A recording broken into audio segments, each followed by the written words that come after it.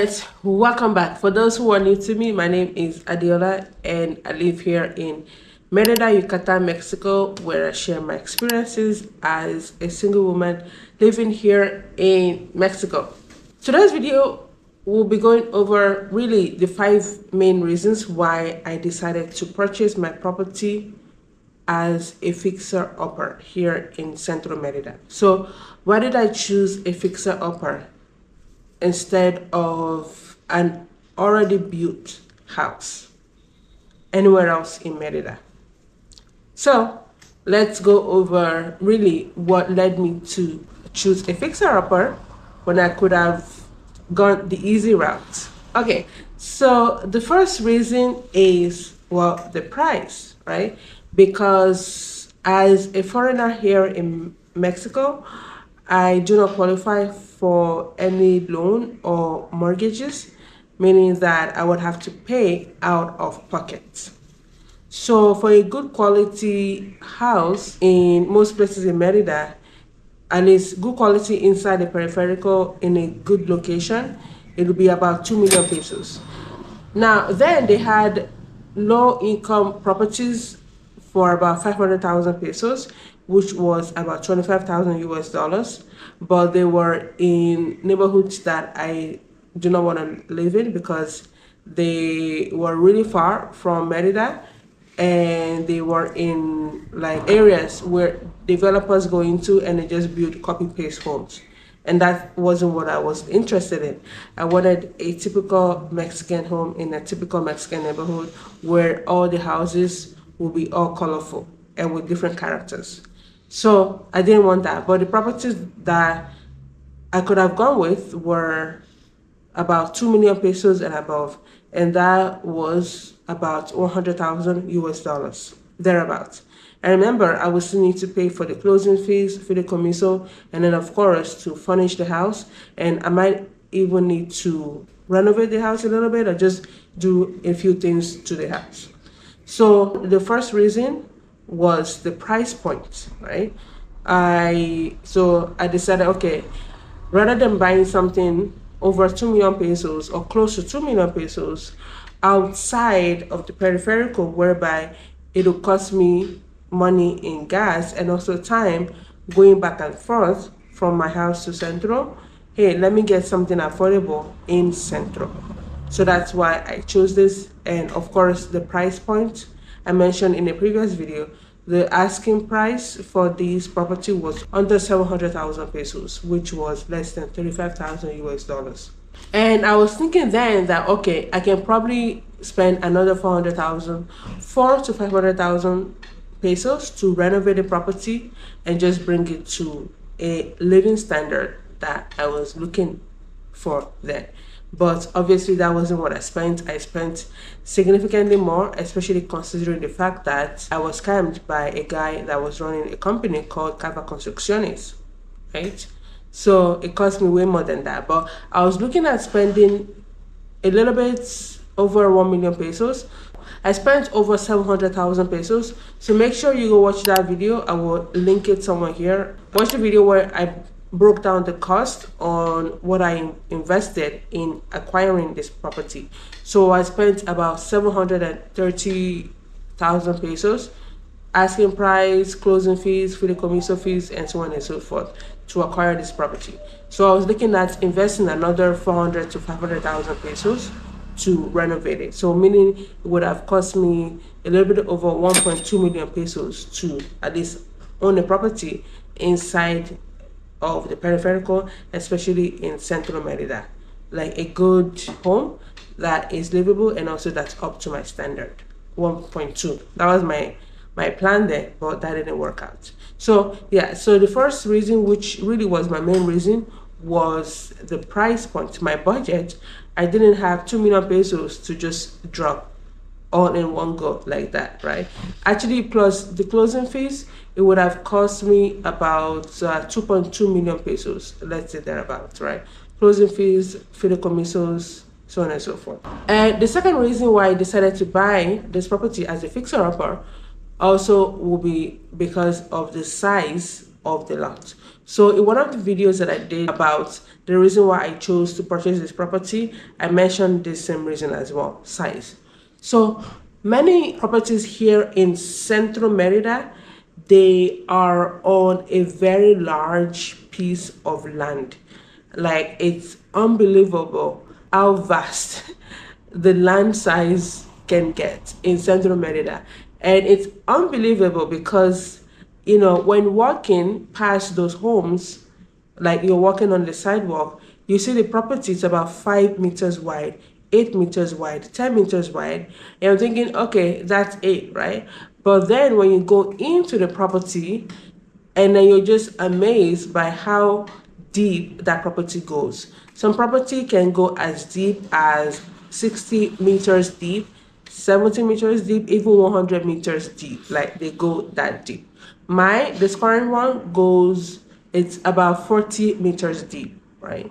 Which, you go outside of Central Merida, you almost can't find properties like that. There are less. Some could be like 15 meters deep, some 20 meters deep. If you're lucky, maybe 30, 40, depending on where you're buying the land, and also depending on how long ago that person bought their land, right? In those fraccionamientos, like those fractions. Yeah, so I decided to buy this property as a fixer-upper because I was looking at the potential. Like, okay, if my plan was to buy a property that at least I can keep my stuff, and also while I'm away, while I have my stuff at the property, I would have people living on the land, because it's not safe anywhere in Mexico.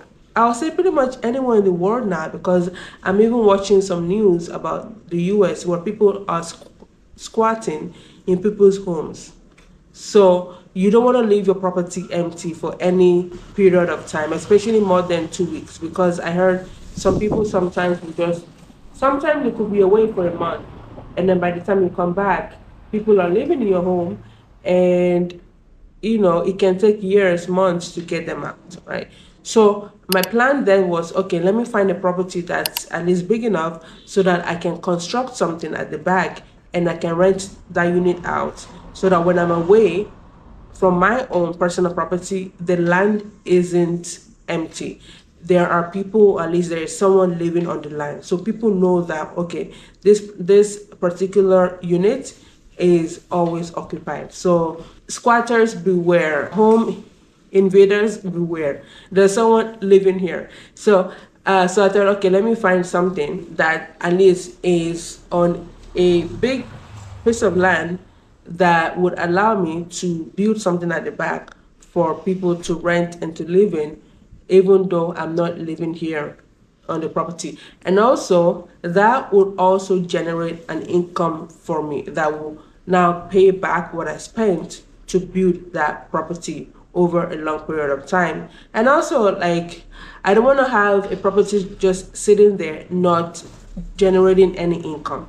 So having something there will also make sure that that property is generating some income, and I can make that money back that I spent to acquire that property. And also, the third reason why I decided to buy a fixer-upper here in Centro as opposed to a property that's already built out anywhere else outside of Merida is due to the location as well, right? So for me, at least, it's better to buy here in Centro due to tourism and everything that's going on in Centro Merida, as opposed to buying out.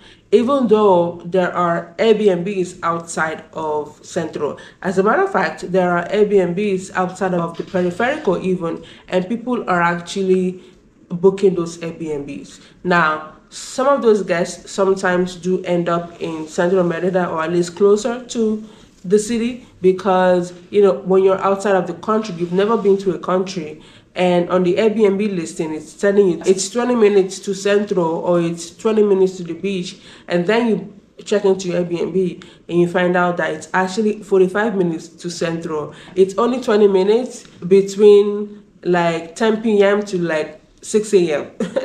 right? So sometimes those people do come into the city, or sometimes, depending on what they came to Merida for, they might not even need to come to the city, because not everybody travels for tourism. Some people travel for work, travel to see a relative, or travel for health reasons, or just other reasons, right? So the third reason is a location, right? Being in the center of Merida, again, if I want to rent out the property, right, especially on a short-term basis, I wasn't interested in renting out like on a yearly basis. I wanted people in and out a few weeks, 2-3 months max. So Centro Merida, it's always gonna have people booking and also looking to rent. And the fourth reason why I decided to buy a fixer-upper here in Centro as opposed to buying a property that's already built out in another part of Merida is because I wanted to live a traditional Mexican lifestyle whereby I can walk half a block and then I can buy something from my local tiendita. A tiendita means a little shop, right? And here in my neighborhood, just around the corner from me, I have like 2 tienditas. I'm just like, what? So like they're like right across the street from each other. I usually go to the closest one to me, even though the next one is like 3 more steps. But I just go to the closest one to me. Sometimes I'll go to the other one if one of them doesn't have what I'm looking for. And I've bought bottle of oil. I've bought refresco. Like I've bought sodas. I've bought laundry soaps, garbage bags, and these tienditas you can buy like something like small quantities, because traditionally in many Mexican cities or towns before the big supermarkets, Soriana, Chedraui's, Walmart, Costco, Sam's Club, before they came into the scene, these tienditas were shops where people will go to buy their groceries. And back in the day, not everybody had a way to preserve their food. So you will buy small quantities at a time, right? You will buy, let's say, 5 eggs. You buy your 5 tomatoes and 3 onions and what have you. You just buy small quantities at a time. So these tienditas pretty much, they are there to serve your needs, like your temporary and like your urgent needs, while until you eventually make it to the grocery stores. So in my neighborhood here, at least around the corner from me, I have 2 tienditas. I have some fruterias. So I have 2 fruterias. I have Casa de Agua, where you can go buy your own water. I have carpinteria, so like carpenter shop. I have talleres de mecánico, so mechanic shops. I have ferreterias. So there are 2 ferreterias that I know. So ferreterias are like mini Home Depots. I have construction materials store. It's about 2 blocks from me. I have a store. It's a big store actually. They sell car parts. Anything that has to do with cars. Parts, engine oil, what have you, in this same neighborhood, like a walking distance. Llantera, where you can go change your tires. Even there's a cemetery. There's a cemetery just 3-4 blocks from me, and of course there are many hospitals. So I wanted to have that traditional local lifestyle, as opposed to living outside of the peripheral, whereby it's all residential. Houses for days, houses for kilometers. Yeah, some of those fraccionamientos, they might have like some restaurants, dentist shops, some tienditas, ferreteria, and what have you. But because those areas are still new or relatively new and still developing, of course, they're not going to have all the infrastructure that I have living here in the city, especially in the historic city, whereby you have businesses that has been around for generations, like 2-3 generations. Like the son took over from his father, and now he's going to pass it on to his son, right? So I wanted that traditional Mexican lifestyle because, I left everything to come here to live that lifestyle. So why go somewhere else and have a different lifestyle? And the 5th reason why I decided to buy here in Centro Merida was to buy a fixer-upper, right? To buy a fixer-upper as opposed to buying something all built out of course, was because, again, going back to the location, I was like, okay, I frequent Centro a lot, right? I frequent Centro a lot. So let me buy something that will make my life easier. Yeah, it's nice living in areas outside of the peripheral, like Grand Santa Fe, Floresta, and those neighborhoods. But I just thought, you know what? No, this isn't why I came to Mexico. And also, it feels too far out. Maybe I'm gonna do another video on the reasons why I decided not to live in a privada of any sort. So the location, right? So I was like, okay, let me buy this fixer upper, and then I can fix it up to my standard using the little money that I have, and then poco a poco, bit by bit, I can build at the back, or I can add on to it. I can add a second floor, I can add this, I can add that, as opposed to buying an already built house whereby you have to come up with the money all at once, which I didn't have then, right? So really, those are the main reasons why I decided to buy this fixer upper, even though I knew that, okay, construction can be a headache. But then I was naive and I was thinking positively, because I was like, hey, you know what, hopefully mine will be different, hopefully everything will go well. But it didn't, unfortunately. But we live and we learn.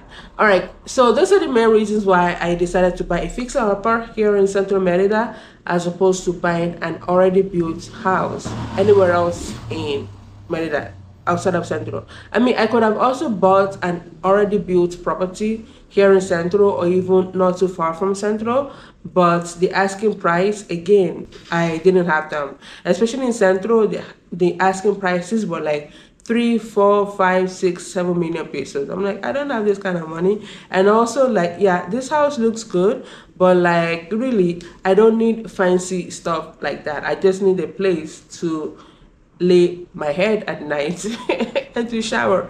And most importantly, I don't need that much space. Like, I live alone, I can only occupy one space at a time. So I don't need all this space, all this fancy schmancy stuff.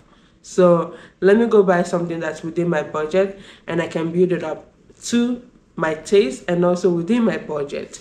If you own a property here in Merida and you have some tips to share with me, please do let me know. Please share them in the comment section below. And also, what was your experience like? Why did you buy that property where you bought it?